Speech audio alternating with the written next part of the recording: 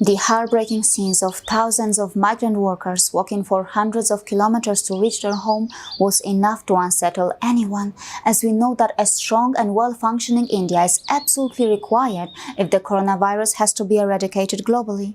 Yes, there is absolutely no way for the world to defeat this situation without India's help and involvement.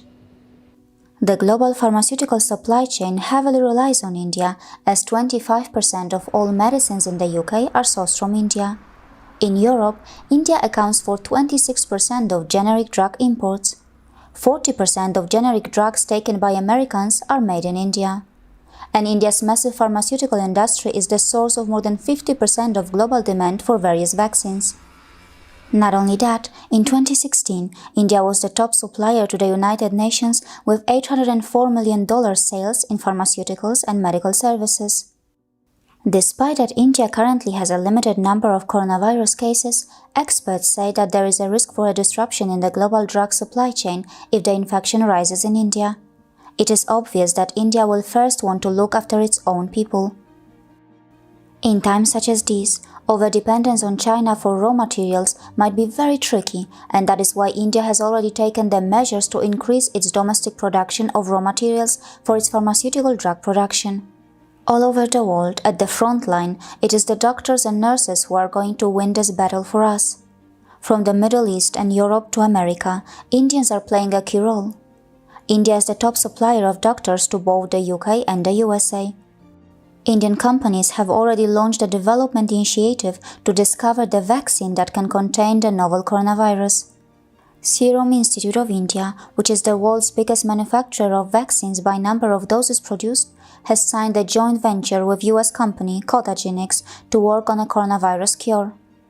The Ahmedabad-based Zydus Cadila is also trying to develop a vaccine. Many Indian companies, businessmen and philanthropic institutions are also helping other countries survive the crisis. For example, Indian startup Oyo Hotels, which is founded by Ritesh Agarwal, has offered free stay to doctors and nurses in America. In times when there is so much financial uncertainty, Swapnil Agrawal, whose Nitya Capital owns and manages nearly 20,000 apartments in America, has assured his 800 employees that they are going to receive their salaries on time. Homeless in America, for whom practicing social distancing can be challenging, are also being helped, and in New York it was reported that 6 prepared and packed more than 30,000 meals for those who are in self-isolation. Back in India, the situation is also very challenging, but various individuals and institutions have come forward in so many ways. India's DRDO has transferred the expertise and technology of the critical medical supplies, sanitizer, ventilator, N99 masks and bodysuits to private players. Also, in an important breakthrough, it has successfully tested a multi-patient ventilator. Through this innovation, several patients can be supported by a single ventilator. On the other hand, Mahindra & Mahindra is also developing an automated version of a bag valve mask ventilator, which is going to cost only about $100.